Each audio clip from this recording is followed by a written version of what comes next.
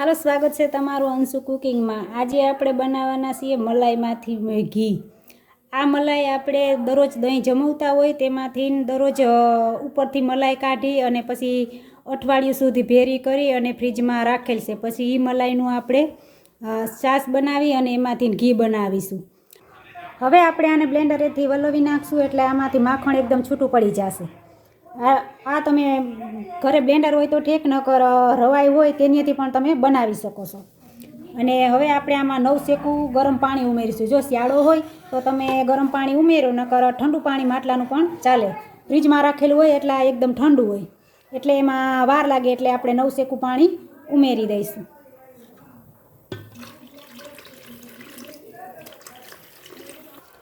પાણી તમે આમાં 1 લોટીથી 1.5 લોટી જેટલું પાણી ઉમેરી શકો છો। તમારે જેટલું ઉમેરવું હોય એટલું, 2 લોટી, 1.5 લોટી કે 1 લોટી।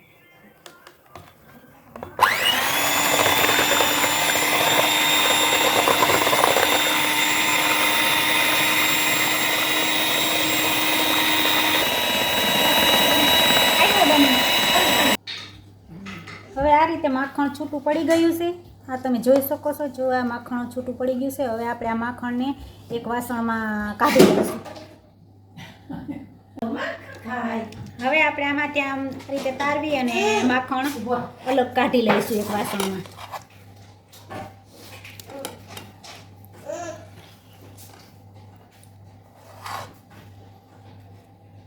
હવે આ રીતે આપણે આમાં માખણ કાઢી લઈશું અને આમાં પાણીનો ભેદ ના રહે તે રીતે અલગ તારવી અને માખણ કાઢી લઈશું। આ એકદમ આપણે ઘરની તાજી સાઈઝ બની ગઈ છે, એકદમ ઘાટી, તમે જોઈ શકો છો, એકદમ ઘાટી સાઈઝ બની ગઈ છે। હવે આપણે આમાંથી એકદમ આ માખણ બધું ઉપરથી કાઢી લઈશું। આ રીતે બધું તારવી અને માખણ કાઢી લીધું છે અને આ ઘરની સાઈઝ પણ એકદમ તાજી આપણાને પીવા મળે એકદમ। હવે આમાંથી આપણે આ તારવી અને છાશ અલગ કાઢી નાખશું। એકદમ આમાં છાશનો ભેદ ના રહેવો જોઈએ તે રીતે અલગ કાઢી નાખશું।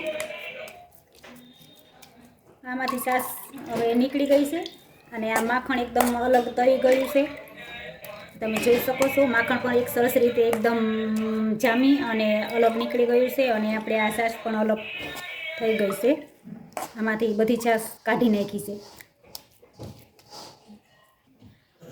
આમાંથી એકદમ ઘાટી અને સરસ સાઈઝ બની ગઈ છે, એકદમ એટલી બધી સાઈઝ આમાંથી બની ગઈ છે, એકદમ તાજી અને ઘાટી સાઈઝ।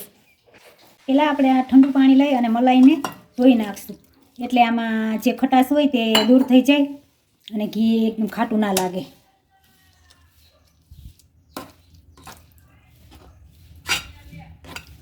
અને આવી રીતે ધોઈ અને પછી બધું પાણી હોય તે કાઢી નાખવાનું।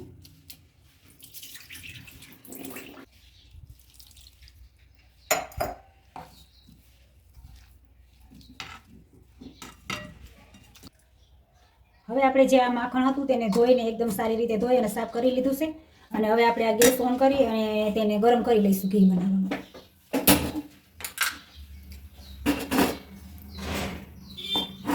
હવે જે આ મલાઈ ગરમ થવા માંડે પછી ગેસની આંચ ધીમી કરી નાખવાની અને ધીમે ધીમે તાપે તેને ગરમ કરવાની, એટલે આપણે જે વાસણ લીધું હોય તેમાં ઉભરાય નહીં અને સારી રીતે ગરમ થઈ જાય।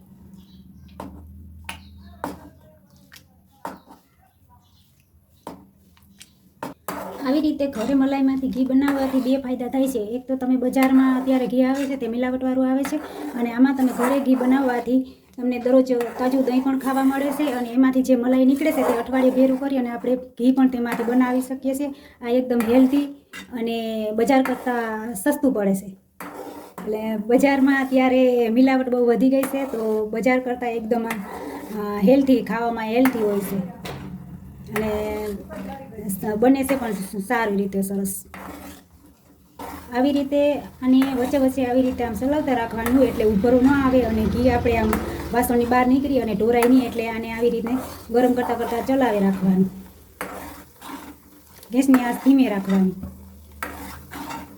એટલે આપણે ઘી દાજે નહીં અને એકદમ કાળું ના પડી જાય ગરમ કરવાનું। હવે આપણે આ ઘી બનીને આમ રેડી તૈયાર થઈ ગયું છે. આમાં આપણે 2-3 ઉભરા આવવા દેવાના અને પછી જે આ કીટું હોય તે અલગ થઈ જાય છે અને ઘી પણ આપણે આમ બનીને અલગ થઈ જાય.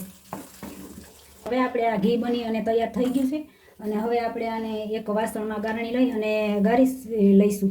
તમે પણ ઘરે આવી રીતના અઠવાડિયામાં 300 થી 400 ગ્રામ જેટલું મલાઈમાંથી ઘી બનાવી શકો છો. થોડુંક ઠંડુ થાય એટલે આપણે જે એક વાસણમાં ગારણી લઈ અને તેમાં ગાળી લેવાનું, એટલે જે ઓલું કીટું હોય તે ઘીમાંથી નીકળી જાય, ગારણીમાં ગરાઈ જાય.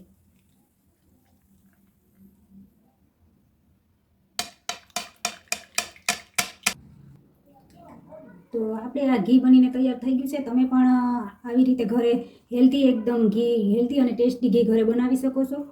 તો આવી જ નવી વાનગી જોવા માટે અંશુ કુકિંગને લાઈક કરો, શેર કરો અને સબસ્ક્રાઈબ કરો. ધન્યવાદ.